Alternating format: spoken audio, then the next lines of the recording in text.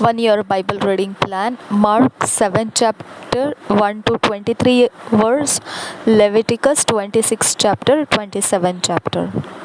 एक साल का बाइबल रीडिंग प्लान। मरकुस रचित सुसमाचार 7 अध्याय 1 वचन से 23 वचन तक और लेव्य व्यवस्था 26 अध्याय और 27 अध्याय।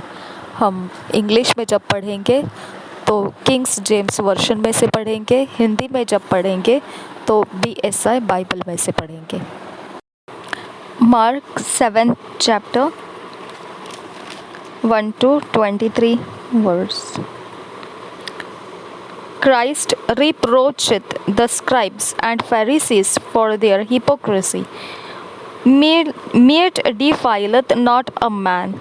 Christ healeth the Syrophoenician woman's daughter, and one that was deaf. First verse say, Then came together unto him the Pharisees and certain of the scribes which came from Jerusalem. And when they saw some of his disciples eat bread with defiled, that is to say, with unwashen hands, they found fault. For the Pharisees and all the Jews, except they wash their hands oft, eat not, holding the tradition of the elders.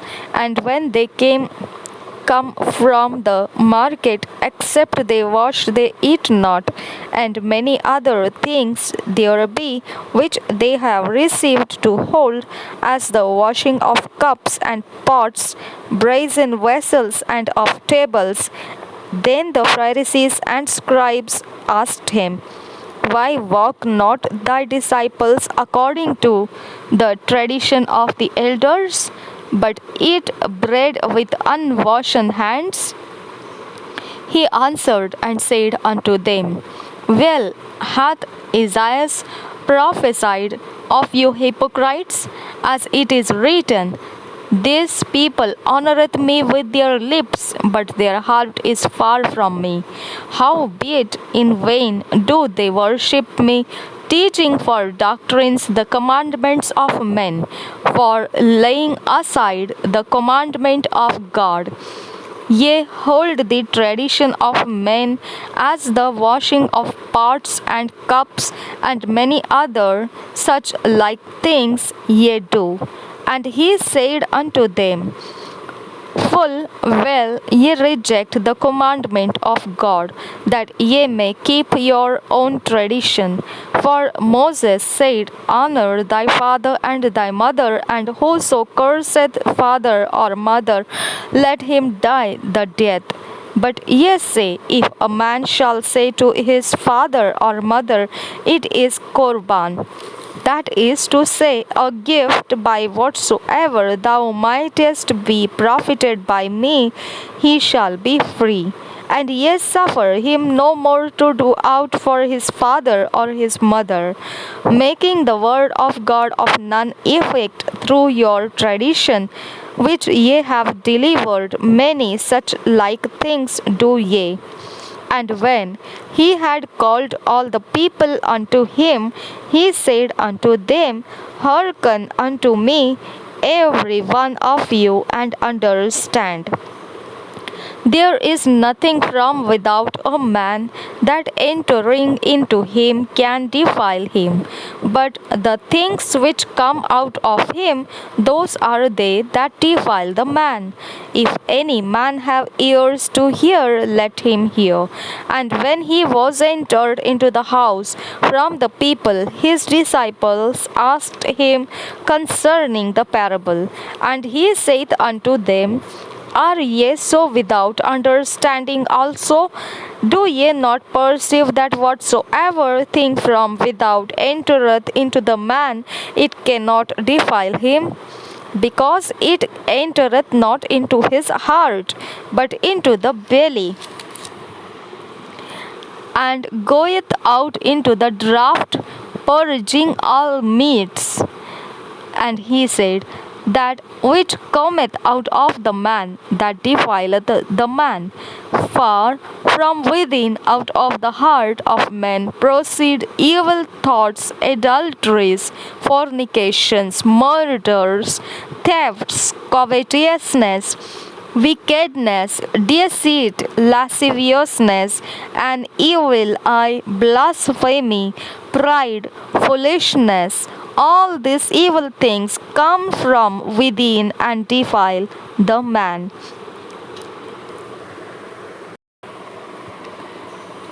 मरकुस 7 अध्याय पहले वचन से 23 वचन तक। परंपरा पालन का प्रश्न। तब फरीसी और कुछ शास्त्री जो यरूशलेम से आए थे उसके पास इकट्ठे हुए और उन्होंने उसके कुछ चेलों को अशुद्ध अर्थात बिना धोए हाथों से रोटी खाते देखा, क्योंकि फरीसी और सब यहूदी पूर्वजों की परंपरा पर चलते हैं और जब तक भली भांति हाथ नहीं धो लेते तब तक नहीं खाते, और बाजार से आकर जब तक स्नान नहीं कर लेते तब तक नहीं खाते। और बहुत सी अन्य बातें हैं जो उनके पास मानने के लिए पहुंचाई गई है, जैसे कटोरों और लोटों और तांबे के बर्तनों को धोना मांजना।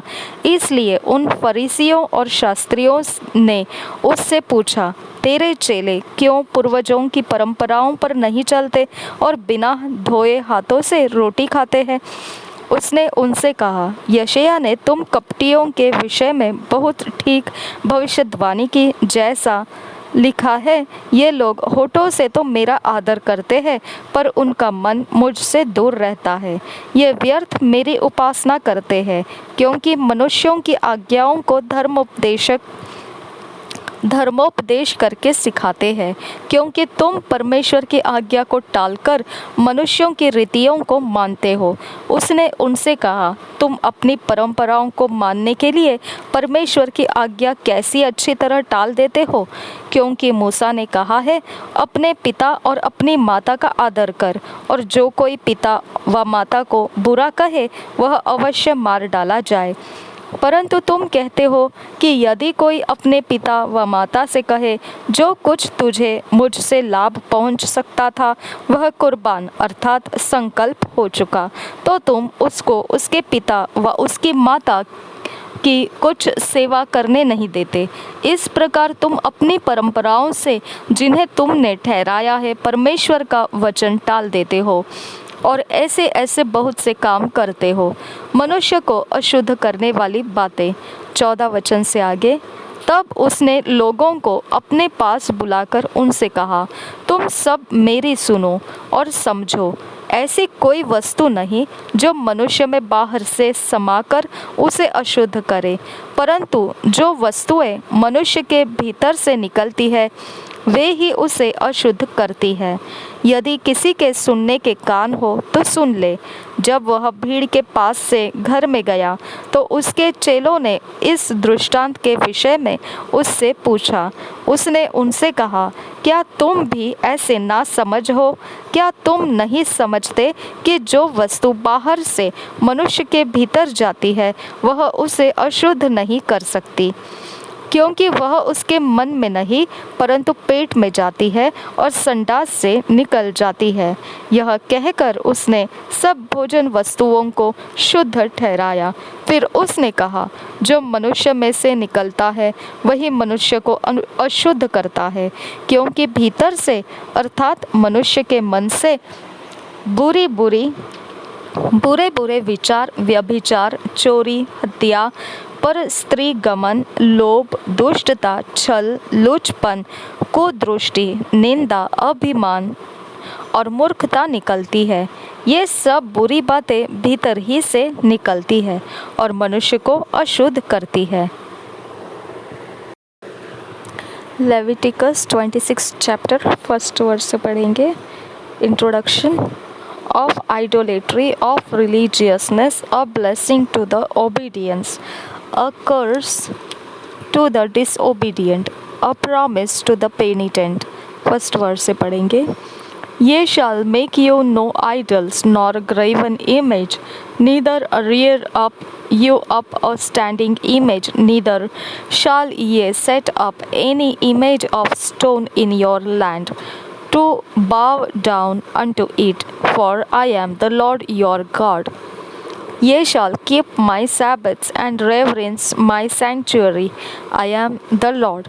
If ye walk in my statutes and keep my commandments and do them, then I will give you rain in due season, and the land shall yield her increase, and the trees of the field shall yield their fruit, and your threshing shall reach unto the vintage, and the vintage shall reach unto the sowing time.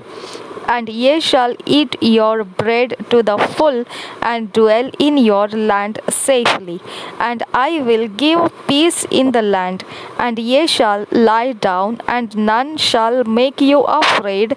And I will rid evil beasts out of the land, neither shall the sword go through your land. And ye shall chase your enemies, and they shall fall before you by the sword.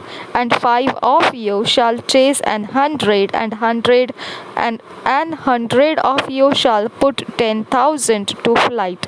And your enemies shall fall before you by the sword. For I will have respect unto you, and make you fruitful, and multiply you, and establish my covenant with you. And ye shall eat old store, and bring forth the old because of the new.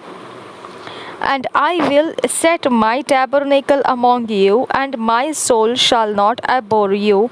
And I will walk among you, and will be your God, and ye shall be my people. I am the Lord your God, which brought you forth out of the land of Egypt, that ye should not be their bondmen. And I have broken the bands of your yoke, and made you go upright. But if ye will not hearken unto me, and will not do all these commandments, and if ye shall despise my statutes, or if your soul abhor my judgments, so that ye will not do all my commandments, but that ye break my covenant, I also will do this unto you. I will even appoint over you terror, consumption, and the burning ague, that shall consume the eyes and cause sorrow of heart. And ye shall sow your seed in vain, for your enemies shall eat it. And I will set my face against you, and ye shall be slain before your enemies. They that hate you shall reign over you, and ye shall flee when none pursueth you. And if ye will not yet for all this hearken unto me, then I will punish you 7 times more for your sins. And I will break the pride of your power, and I will make your heaven as iron, and your earth as brass, and your strength shall be spent in vain. For your land shall not yield her increase, neither shall the trees of the land yield their fruits. And if ye walk contrary unto me, and will not hearken unto me, I will bring 7 times more plagues upon you, according to your sins. I will also send wild beasts among you, which shall rob you of your children, and destroy your cattle, and make you few in number, and your highways shall be desolate. And if ye will not be reformed by me by these things, but will walk contrary unto me, then will I also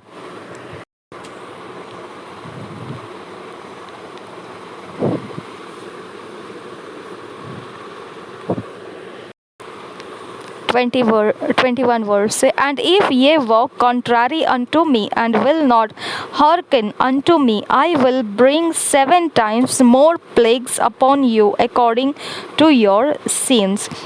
22 verse. I will also send wild beasts among you, which shall rob you of your children and destroy your cattle and make you few in number, and your highways shall be desolate.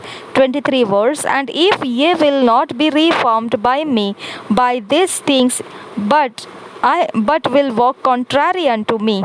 24 verse. Then will I also walk contrary unto you, and will punish you yet 7 times for your sins.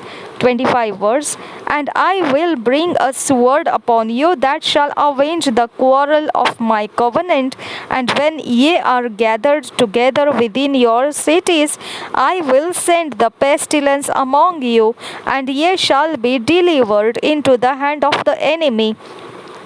And when I have broken the stuff of your bread, then women shall bake your bread in one oven, and they shall deliver you your bread again by weight. And ye shall eat and not be satisfied.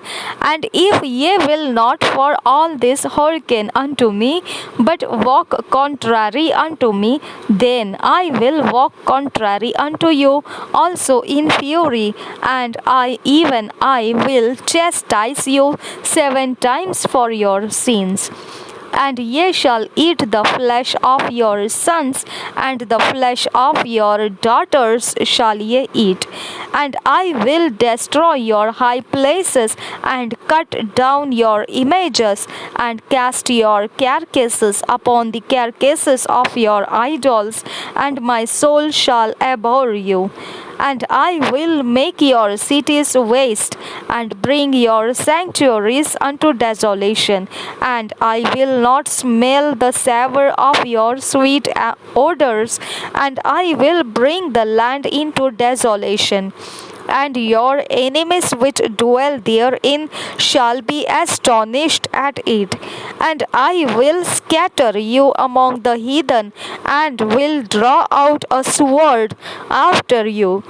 And your land shall be desolate, and your cities waste.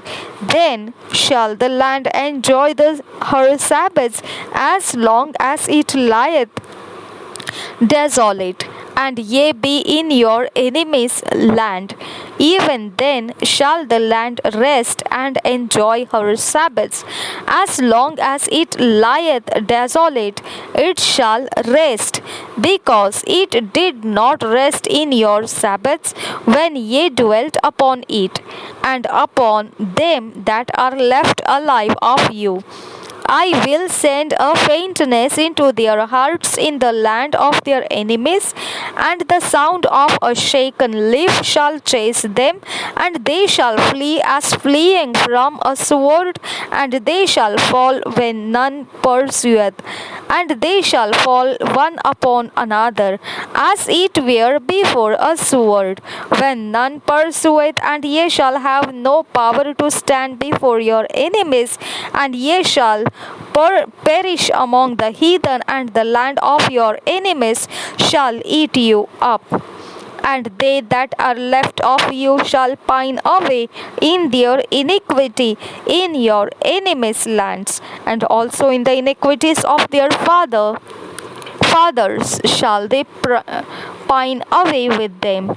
If they shall confess their iniquity and the iniquity of their fathers with their trespass, which they trespassed against me, and that also they have walked contrary unto me, and that I also have walked contrary unto them, and have brought them into the land of their enemies, if then their uncircumcised hearts be humbled, and they then accept of the punishment of their iniquity, then will I remember my covenant with Jacob, and also my covenant with Isaac, and also my covenant with Abraham will I remember, and I will remember the land.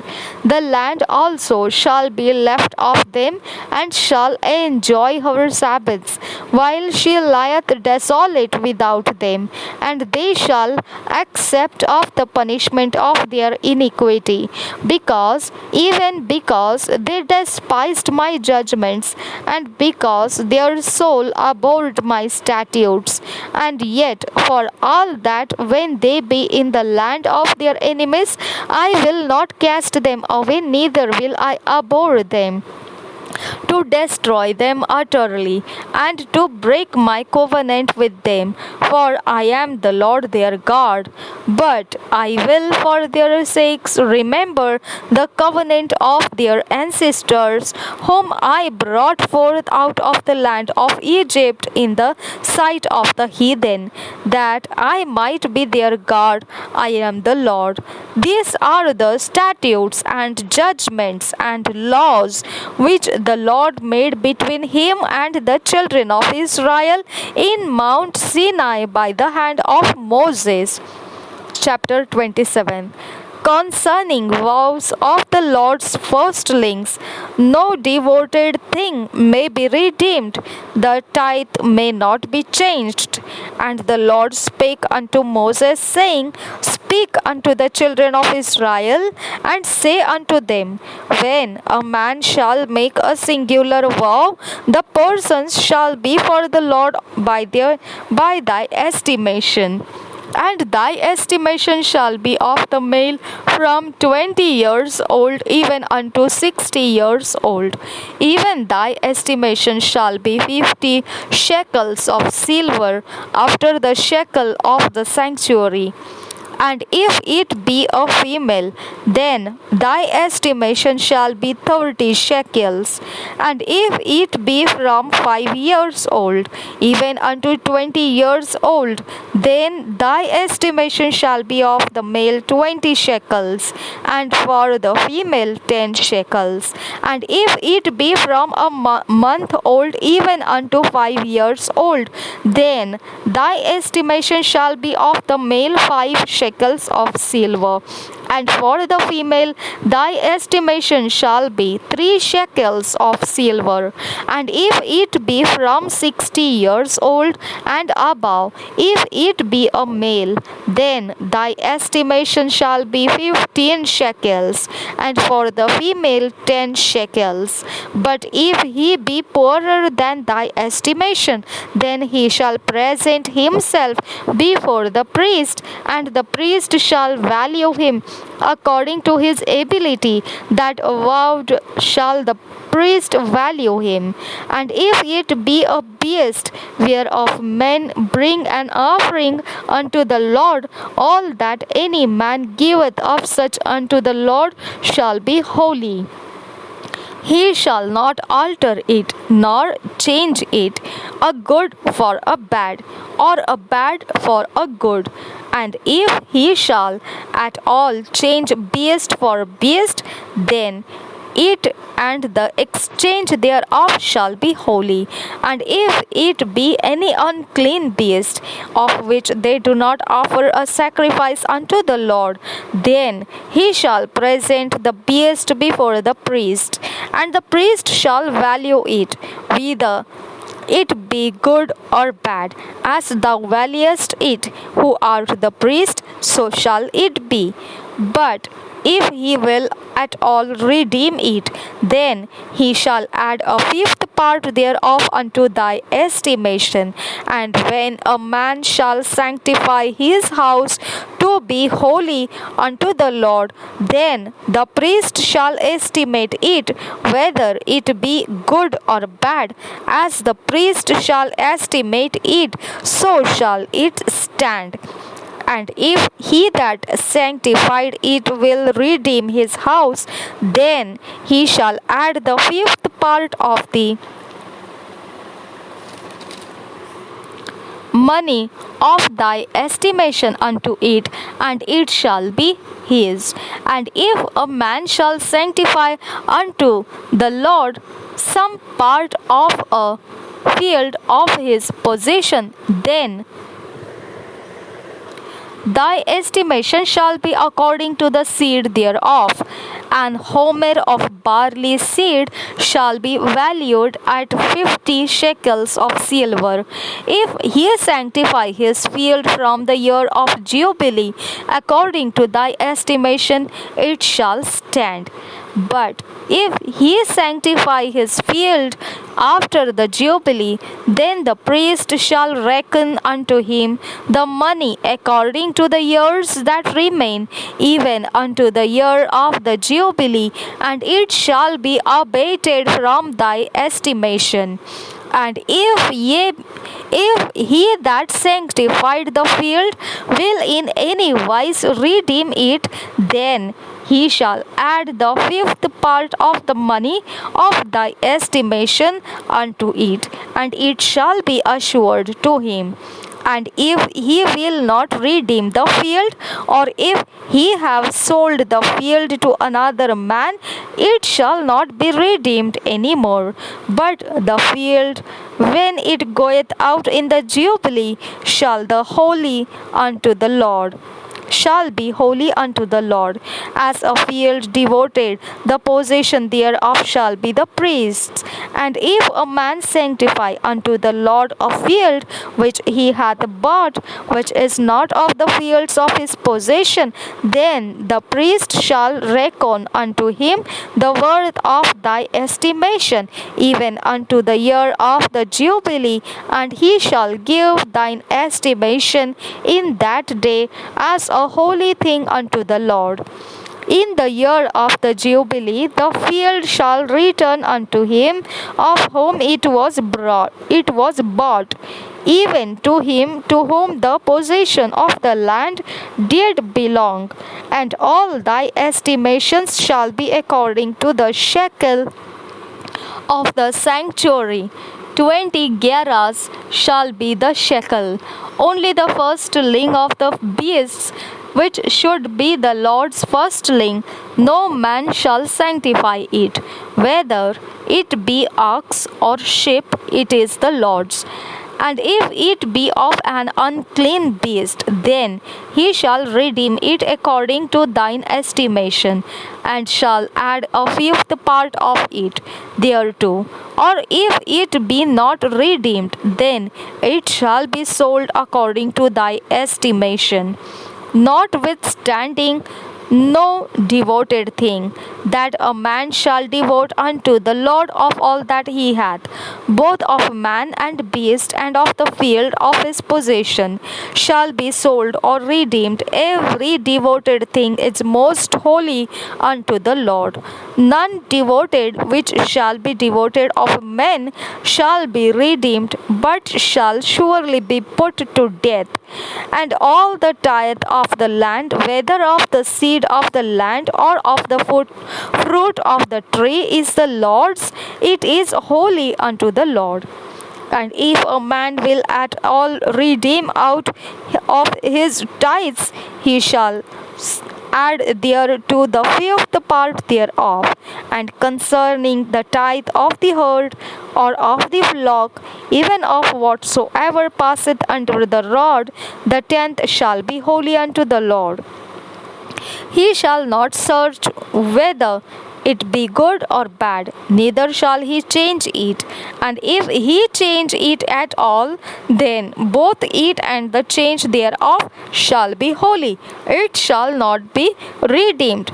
These are the commandments which the Lord commanded Moses for the children of Israel in Mount Sinai. लव्य व्यवस्था 26 अध्याय पहले वचन से आज्ञा पालन की आशीष। तुम अपने लिए मूर्तें न बनाना, और न कोई खुदी हुई मूर्ति या लाट अपने लिए खड़ी करना, और न अपने देश में दंडवत करने के लिए नक्काशीदार पत्थर स्थापित करना, क्योंकि मैं तुम्हारा परमेश्वर यहोवा हूँ। तुम मेरे विश्राम दिनों का पालन करना और मेरे पवित्र स्थान का भय मानना। मैं यहोवा हूँ। यदि तुम मेरी विधियों पर चलो और मेरी आज्ञाओं को मानकर उनका पालन करो, तो मैं तुम्हारे लिए समय समय पर मेंह बरसाऊंगा, तथा भूमि अपनी उपज उपजाएगी और मैदान के वृक्ष अपने अपने फल दिया करेंगे, यहाँ तक कि तुम दाख तोड़ने के समय भी दावनी करते रहोगे। और बोने के समय भी भरपेट दाख तोड़ते रहोगे, और तुम मनमानी रोटी खाया करोगे और अपने देश में निश्चिंत बसे रहोगे। और मैं तुम्हारे देश में सुख चैन दूंगा, और तुम सोवोगे और तुम्हारा कोई डराने वाला न होगा। और मैं उस देश में दुष्ट जंतुओं को न रहने दूंगा, और तलवार तुम्हारे देश में न चलेगी। और तुम अपने शत्रुओं को मार भगाओगे, और वे तुम्हारी तलवार से मारे जाएंगे। तुम में से 5 मनुष्य 100 को और 100 मनुष्य 10,000 को खदेड़ेंगे, और तुम्हारे शत्रु तलवार से तुम्हारे आगे आगे मारे जाएंगे। और मैं तुम्हारी ओर कृपा दृष्टि रखूंगा, और तुमको फलवंत करूंगा और बढ़ाऊंगा, और तुम्हारे संग अपनी वाचा को पूर्ण करूंगा। और तुम रखे हुए पुराने अनाज को खाओगे, और नए के रहते भी पुराने को निकालोगे। और मैं तुम्हारे बीच अपना निवास स्थान बनाए रखूंगा, और मेरा जी तुमसे घृणा नहीं करेगा। और मैं तुम्हारे मध्य चला फिरा करूंगा, और तुम्हारा परमेश्वर बना रहूंगा, और तुम मेरी प्रजा बने रहोगे। मैं तो तुम्हारा वह परमेश्वर यहोवा हूँ, जो तुमको मिस्र देश से इसलिए निकाल ले आया कि तुम मिस्रियों के दास न बने रहो।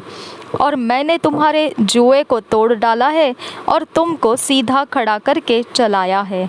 आज्ञा उल्लंघन का दंड। 14 वचन से आगे। यदि तुम मेरी न सुनोगे और इन सब आज्ञाओं को न मानोगे, और मेरी विधियों को निकम्मा जानोगे, और तुम्हारी आत्मा मेरे निर्णयों से घृणा करे, और तुम मेरी सब आज्ञाओं का पालन न करोगे, वरन मेरी वाचा को तोड़ोगे, तो मैं तुमसे यह करूँगा, अर्थात मैं तुमको बेचैन करूँगा, और क्षय रोग और ज्वर से पीड़ित करूँगा।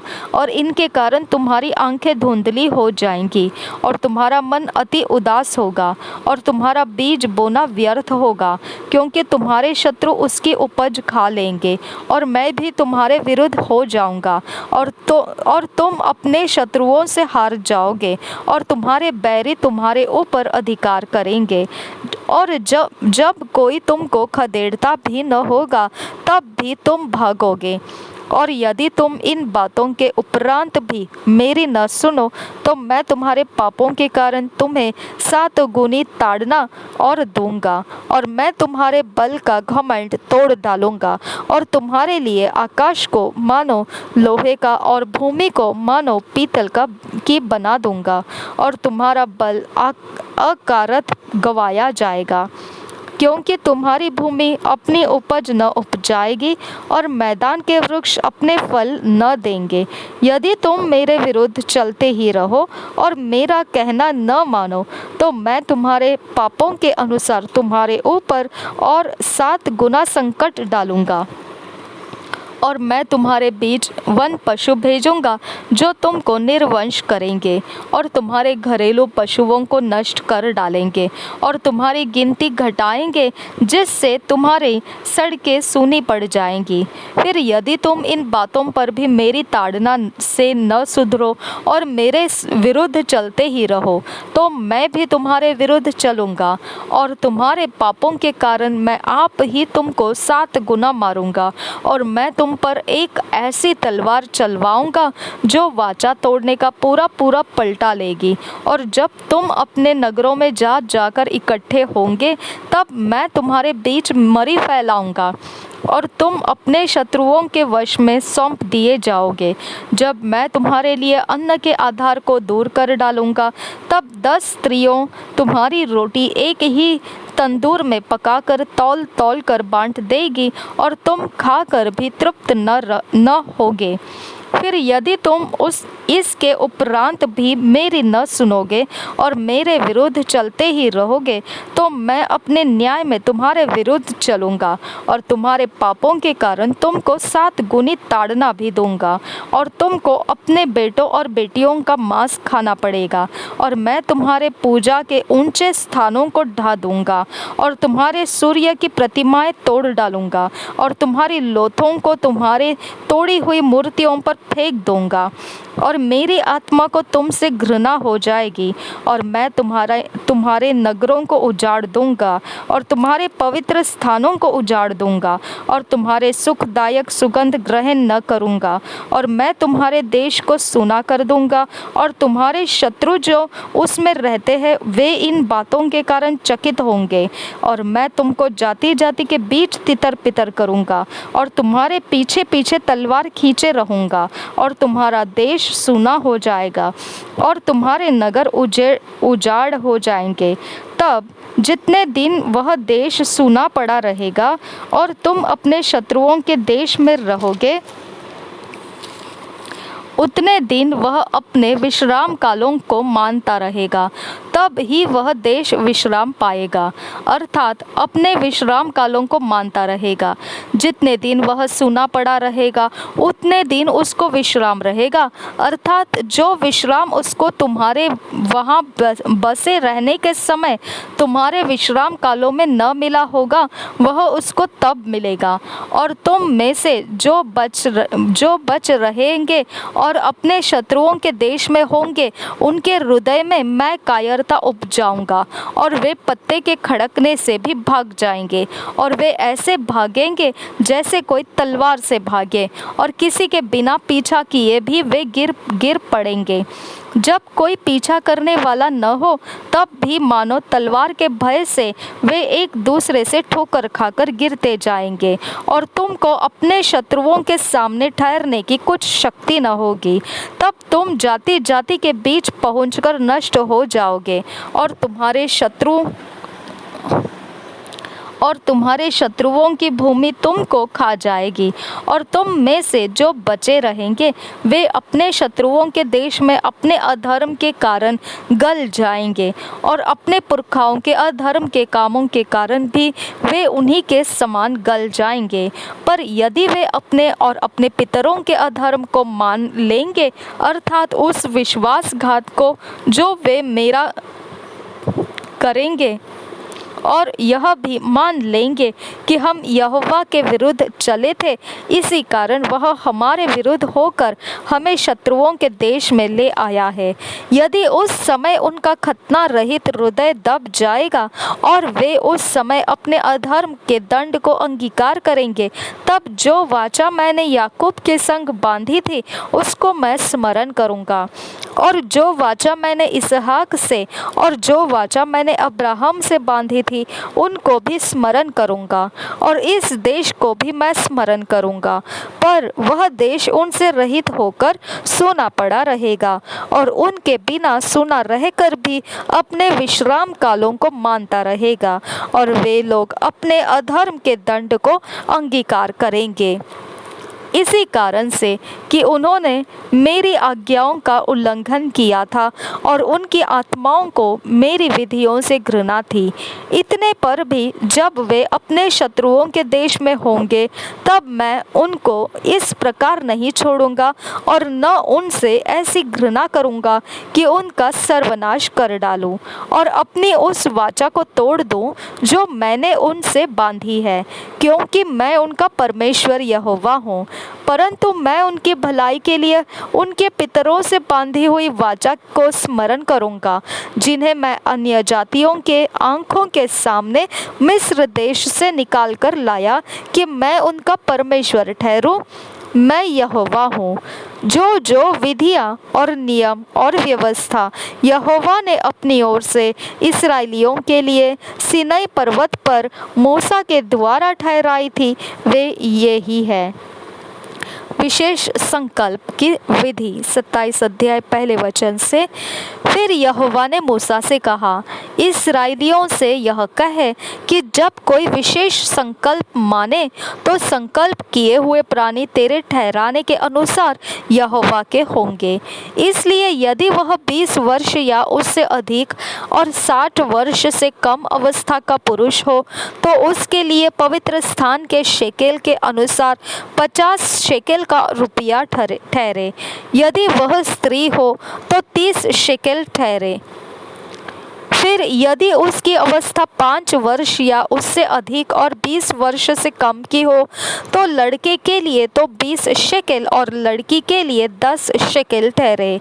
यदि उसकी अवस्था 1 महीने या उससे अधिक और 5 वर्ष से कम की हो तो लड़के के लिए तो 5 और लड़की के लिए 3 शेकेल ठहरे। फिर यदि उसकी अवस्था 60 वर्ष की या उससे अधिक हो और वह पुरुष हो तो उसके लिए 15 शेकेल और स्त्री हो तो 10 शेकेल ठहरे। परंतु यदि कोई इतना कंगाल हो कि याजक का ठहराया हुआ दाम न दे सके तो वह याजक के सामने खड़ा किया जाए और याजक उसकी पूंजी ठहराए, अर्थात जितना संकल्प करने वाले से हो सके याजक उसी के अनुसार ठहराए। फिर जिन पशुओं में से लोग यहोवा को चढ़ावा चढ़ाते हैं, यदि ऐसों में से कोई संकल्प किया जाए तो जो पशु कोई यहोवा को दे वह पवित्र ठहरेगा, वह उसे किसी प्रकार से न बदले, न तो वह बुरे के बदले अच्छा और न अच्छे के बदले बुरा दे। और यदि वह उस पशु के बदले दूसरा पशु दे तो वह और उसका बदला दोनों पवित्र ठहरेंगे।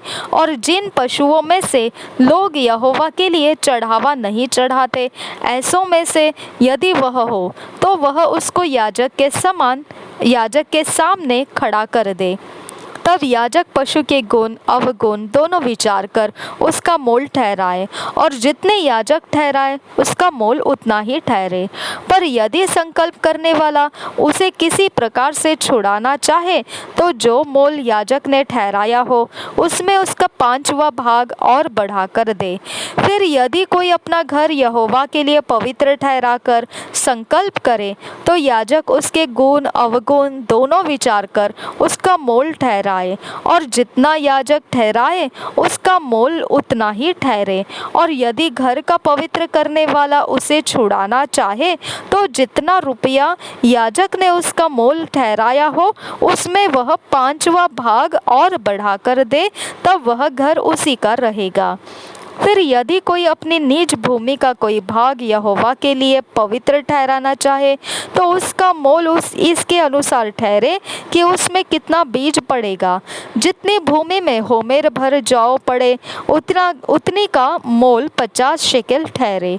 यदि वह अपना खेत जुबली के वर्ष ही में पवित्र ठहराए तो उसका दाम तेरे ठहराने के अनुसार ठहरे। और यदि वह अपना खेत जुबली के वर्ष के बाद पवित्र ठहराए तो जितने वर्ष दूसरे जुबली के वर्ष के बाकी रहे उन्हीं के अनुसार याजक उसके लिए रुपये का हिसाब करे। तब जितना हिसाब में आए उतना याजक के ठहराने से कम हो। और यदि खेत का पवित्र ठहराने वाला उसे छुड़ाना चाहे तो जो दाम याजक ने ठहराया हो उसमें वह 5वां भाग और बढ़ा कर दे, तब खेत उसी का रहेगा। पर यदि वह खेत को छुड़ाना न चाहे या उसने उसको दूसरे के हाथ बेचा हो तो खेत आगे को कभी न छुड़ाया जाए, परंतु जब वह खेत जुबली के वर्ष में छूटे तब पूरी रीति से अर्पण किए हुए खेत के समान यहोवा के लिए पवित्र ठहरे, अर्थात वह याजक ही की निज भूमि हो जाए। फिर यदि कोई अपना मोल लिया हुआ खेत जो उसकी निज भूमि के खेतों में का न हो यहोवा के लिए पवित्र ठहराए तो याजक जुबली के वर्ष तक का हिसाब करके उस मनुष्य के लिए जितना ठहराए उतना ही वह यहोवा के लिए पवित्र जानकर उसी दिन दे दे। जुबली के वर्ष में वह खेत उसी के अधिकार में जिससे वह मोल लिया गया हो फिर आ जाए, अर्थात जिसकी वह निज भूमि हो उसी की फिर हो जाए। जिस वस्तु का मोल याजक ठहराए उसका मोल पवित्र स्थान ही के शेकेल के हिसाब से ठहरे, शेकेल 20 गेरा का ठहरे। पर घरेलू पशुओं का पहलोठा जो पहलोठा होने के कारण यहोवा का ठहरा है उसको कोई पवित्र न ठहराए, चाहे वह बछड़ा हो चाहे भेड़ या बकरी का बच्चा। वह यहोवा ही का है। परंतु यदि वह अशुद्ध पशु का हो तो उसका पवित्र ठहराने वाला उसको याजक के ठहराए हुए मोल के अनुसार उसका 5वां भाग और बढ़ाकर छुड़ा सकता है। और यदि वह न छुड़ाया जाए तो याजक के ठहराए हुए मोल पर बेच दिया जाए। परंतु अपनी सारी वस्तुओं में से जो कुछ कोई यहोवा के लिए अर्पण करे, चाहे मनुष्य हो चाहे पशु, चाहे उसकी निज भूमि का खेत हो, ऐसी कोई अर्पण की हुई वस्तु न तो बची जाए, बेची जाए और न छुड़ाई जाए। जो कुछ अर्पण किया जाए वह यहोवा के लिए परम पवित्र ठहरे। मनुष्यों में से जो कोई मृत्यु दंड के लिए अर्पण किया जाए वह छुड़ाया न जाए, निश्चय वह मार डाला जाए। फिर भूमि की उपज का सारा दशमांश, चाहे वह भूमि का बीज हो चाहे वृक्ष का फल, वह यहोवा ही का है, वह यहोवा के लिए पवित्र ठहरे। यदि कोई अपने दशमांश में से कुछ छुड़ाना चाहे तो 5वां भाग बढ़ाकर उसको छुड़ाए। और गाय, बैल और भेड़ बकरियां अर्थात जो जो पशु गिनने के लिए लाठी के नीचे से निकल जाने वाले हैं, उनका दशमांश अर्थात 10-10 पीछे एक एक पशु यहोवा के लिए पवित्र ठहरे। कोई उसके गुण अवगुण न विचारे और न उनको बदले, और यदि कोई उसको बदल भी ले तो वह और उसका बदला दोनों पवित्र ठहरे और वह कभी छुड़ाया न जाए। जो आज्ञाएं यहोवा ने इस्राएलियों के लिए सिनै पर्वत पर मूसा को दी थी वे ये ही है। 2 years बाइबल रीडिंग प्लान, 2 साल का Bible reading plan. Matthew 17 chapter 22 verse से 27 वर्स और एक्सोडस 6 चैप्टर। 2 साल के बाइबल रीडिंग प्लान में मत्ती रचित सुसमाचार 17 अध्याय 22 वचन से 27 वचन तक और निर्गमन की पुस्तक 6 अध्याय। हम ये 2 साल का बाइबल रीडिंग अपने व्यक्तिगत समय में पढ़ना है, अकेले में पढ़ना है। और जब हम इसे पढ़ रहे होंगे, हमारे हृदय की गहरी बातों से अगर वचन छू लेता है तो हमें परमेश्वर उस वचन के आधार से जो भी बदलने के लिए कहता है, जो हमारे स्वभाव, हमारा कोई भी आचरण या कोई प्रकार का कुछ भी परमेश्वर हमें कुछ बता रहा है वचन के आधार से, तो उसको नोट्स में लिख लेना है। और अगर परमेश्वर कुछ नया प्रकाशन देता है तो वो भी हमने नोट्स में लिखना है, ताकि हम उसको अपनी ज़िंदगी में वो नोट्स पढ़कर मालूम कर सके हमें कौन सी जगह सुधार लाना है, क्या करना है और किस प्रकार से हमको जीवन में लागू करना है वचनों को। और वो लागू कर दिए वचनों को तो हम 2 साल के अंत जब होगा ये बाइबल रीडिंग प्लान का, तब हम देखेंगे एक नया व्यक्ति, परमेश्वर के वचन का ढला हुआ व्यक्ति तैयार होकर मिलेंगे और परमेश्वर ऐसों को बहुत बढ़िया तरह से इस्तेमाल कर पाएगा। ये करने के लिए अनुग्रह परमेश्वर ने हमको दे दिया है और हम उसके अनुसार इस बात का लाभ उठा सकते हैं। हम वचन के आधार से ढल चुके हुए इंसान, व्यक्ति होकर आ सकते हैं, तो हम इसका लाभ ज़रूर लेना है। प्रभु यीशु हम सबके साथ बना रहे। आमीन, आमीन, आमीन।